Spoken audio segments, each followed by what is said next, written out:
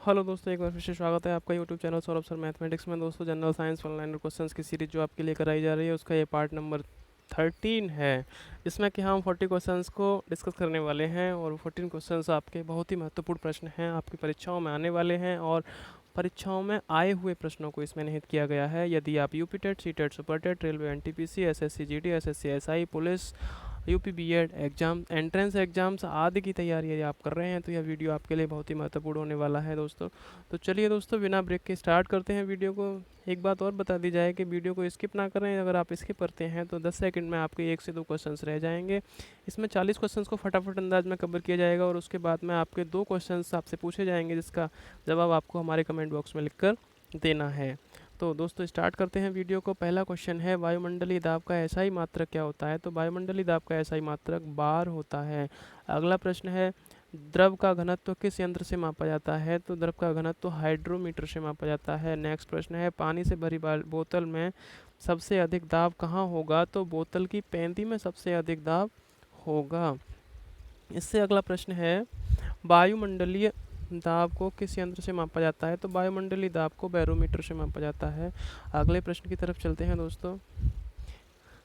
यदि अचानक बैरोमीटर का पाठ्यांक गिर जाता है तो यह क्या संकेत देते हैं? तो आंधी आने की संभावना रहती है। अगला प्रश्न है, यदि बैरोमीटर का पाठ्यांक धीरे धीरे गिरता है तो क्या संभावना होती है? तो वर्षा होने की संभावना होती है। नेक्स्ट प्रश्न है, जब दिन साफ होता है तो बैरोमीटर का पाठ्यांक पर क्या प्रभाव पड़ता है? तो पाठ्यांक बढ़ता है। अगला प्रश्न है, जब बर्फ का टुकड़ा पानी में तैरता है तो उसका कितना भाग पानी के ऊपर रहता है? तो कुल आयतन का 1/10वां भाग पानी के ऊपर रहता है। यदि बर्फ का टुकड़ा है कोई, वह पानी में तैर रहा है, तो उसका 1/10 भाग यानी 10वां। एक प्रश्न और पूछा जाता है, वो प्रश्न ये होता है कि जब किसी पात्र में बर्फ रखी हुई है और उसमें पानी भरा हुआ है, वह पूरा पानी से भरा हुआ है, तो उस पात्र से कितना जल बाहर निकल जाएगा यदि बर्फ़ पूरी तरह से पिघल जाए? या फिर किसी पात्र में अगर बर्फ़ है और पानी भी है, तो बर्फ़ के पिघलने के बाद में पानी का स्तर पर क्या प्रभाव पड़ेगा? इस तरह के क्वेश्चन भी और आपसे पूछे जाते हैं। तो दोस्तों, इन क्वेश्चंस का एक ही आंसर है कि बर्फ़ कितनी भी पड़ी हो, पानी के आयतन पर कोई प्रभाव नहीं पड़ता है। अगला प्रश्न आपका आता है, समुद्र तल से नीचे जाने पर वायुमंडलीय दाब पर क्या प्रभाव पड़ता है? तो वायुमंडलीय दाब बढ़ता है। अगला प्रश्न है, पारे का हिमांक कितना होता है? तो पारे का हिमांक 39 डिग्री सेल्सियस होता है। इससे अगला प्रश्न है, ब्रिटिश थर्मल यूनिट कितने कैलोरी के तुल्य होता है? तो 252 कैलोरी के तुल्य होता है।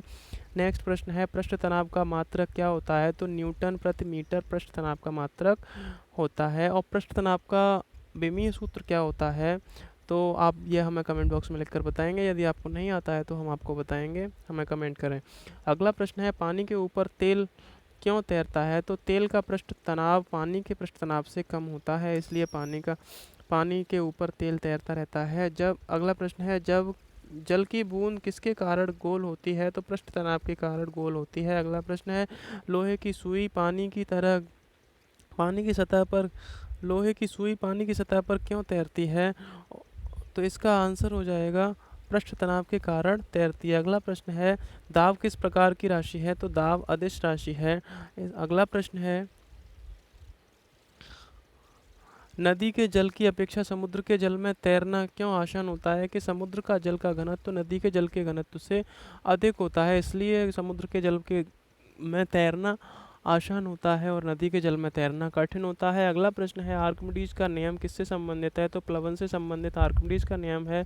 इससे अगला प्रश्न है, कोई नाव पानी में कब डूब जाएगी? तो अपने आयतन के बराबर पानी हटाने पर वह पानी में डूब जाएगी। अगला प्रश्न है, दोलन करने वाली कोई वस्तु 1 सेकंड में जितने दोलन करती है उसे क्या कहा जाता है? तो उसे आवृत्ति कहा जाता है।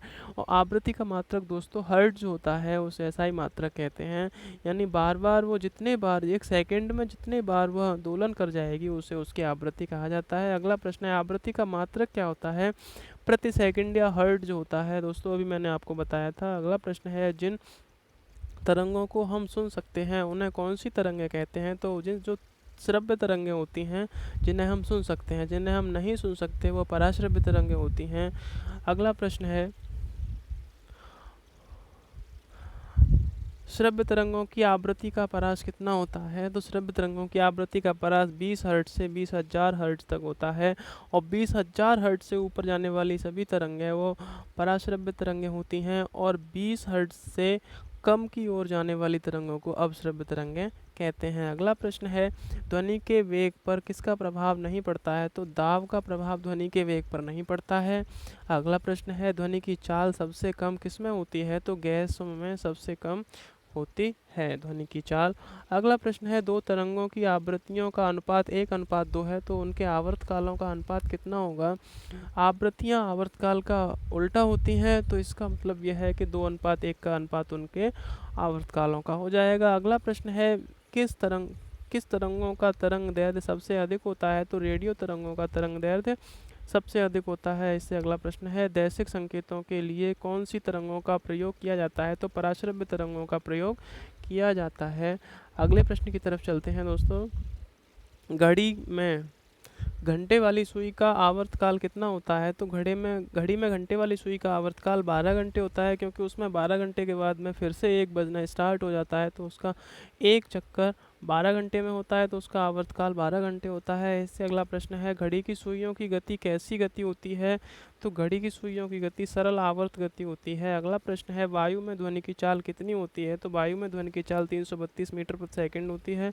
इससे अगला प्रश्न है, कान पर ध्वनि का प्रभाव कितने समय तक रहता है? तो कान पर ध्वनि का प्रभाव 1/10 सेकंड तक रहता है। नेक्स्ट क्वेश्चन है, किसके कारण ध्वनि रात में अधिक और दिन में कम सुनाई देती है? तो ध्वनि के अपवर्तन के कारण ध्वनि रात में अधिक और दिन में कम सुनाई देती है। अगला प्रश्न है, ध्वनि की तीव्रता किस यंत्र से मापी जाती है? तो ध्वनि की तीव्रता ऑडियोमीटर से मापी जाती है।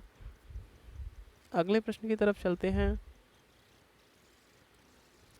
दोस्तों। यदि आपको वीडियो अच्छा लगा हो तो लाइक करें, कमेंट करें, और इस तरह की और वीडियोस पाने के लिए हमारे चैनल को सब्सक्राइब करें और पास में बेल आइकन को अवश्य दबाएं, जिससे कि आपको हमारी वीडियो का नोटिफिकेशन मिल सके। यदि आप एग्ज़ाम्स की तैयारी कर रहे हैं तो हमारे चैनल पर जाकर प्लेलिस्ट में जाकर आपको जो भी सब्जेक्ट अच्छा लगता है उसका वर्नायर series, model paper, practice set, आपको जो भी अच्छा लगता है वो आप जाकर कर सकते हैं। तो दोस्तों अगला प्रश्न है, पराश्रव्य तरंगों को सीटी मारकर सबसे पहले किसने उत्पन्न किया? तो गाल्टन ने सीटी मारकर सबसे पहले उत्पन्न किया। अगला प्रश्न है, वायु में ध्वनि की चाल 332 मीटर प्रति सेकंड, यदि दाब बढ़ाकर 2 गुना कर दिया जाए तो ध्वनि की चाल पर क्या प्रभाव पड़ेगा या कितनी हो जाएगी? तो दोस्तों आपको बता दिया जाए कि पिछला क्वेश्चन अभी ये आया था कुछ देर पहले कि ध्वनि की चाल पर दाब का कोई प्रभाव नहीं पड़ता है। यदि दाब को तिगुना चौगुना भी कर दिया जाए तो वो 332 मीटर प्रति सेकंड ही उसकी चाल होगी ध्वनि की। अगला प्रश्न है, बादलों की चमक पहले और गर्जन बाद में सुनाई देती है, इसका क्या कारण है? तो बादलों की चमक पहले और गर्जन बाद में सुनाई देती है, तो इसका कारण यह है कि प्रकाश की चाल अधिक व ध्वनि की चाल कम होती है, तो ध्वनि बाद में पहुंचती है और प्रकाश पहले पहुंच जाता है। इससे अगला प्रश्न है, मेक अंकों का प्रयोग किस वेग से संबंध में किया जाता है? तो वायुयान के वेग के संबंध में किया जाता है। अगला प्रश्न है, साधारण बातचीत की ध्वनि की तीव्रता कितनी होती है? तो 30 से 40 डेसिबल साधारण बातचीत की ध्वनि की तीव्रता होती है, और सहनीय जो शोर होता है वह 60 डेसिबल तक सुन सकते हैं, उससे ज़्यादा का शोर नहीं सुन सकते। अगला प्रश्न है, ध्वनि तरंगें किसके कारण प्रतिध्वनि उत्पन्न करती हैं? तो परावर्तन के कारण ध्वनि तरंगें प्रतिध्वनि उत्पन्न करती हैं। अगला प्रश्न है जिसका जवाब आपको हमारे कमेंट बॉक्स में देना है कि रेफ्रिजरेटर में थर्मोस्टेट का कार्य क्या होता है? तो रेफ्रिजरेटर में थर्मोस्टेट का कार्य आप हमें बताएंगे हमारे कमेंट बॉक्स में लिखकर। यदि आपको नहीं पता है, आप जानना चाहते हैं, तो हमारे इससे पहले वाले वीडियो को ज़रूर देखें, उसमें इसका आंसर निहित किया गया है। अगला प्रश्न है, मानव आँख की रेटिना पर कैसा प्रतिबिंब बनता है? तो इस प्रश्न का आंसर आप हमें कमेंट बॉक्स में लिख कर दें। यदि आप जानना चाहते हैं इसका आंसर क्या है तो हमारे आने वाले वीडियो का इंतज़ार करें, आपको इसका आंसर बता दिया जाएगा और अगली वाली वीडियो में इसको प्रश्न को निहित किया गया है। तो दोस्तों यदि आपको अच्छा लगा हो वीडियो तो हमारे चैनल को सब्सक्राइब करें और पास में बेल आइकन को अवश्य दबाएँ।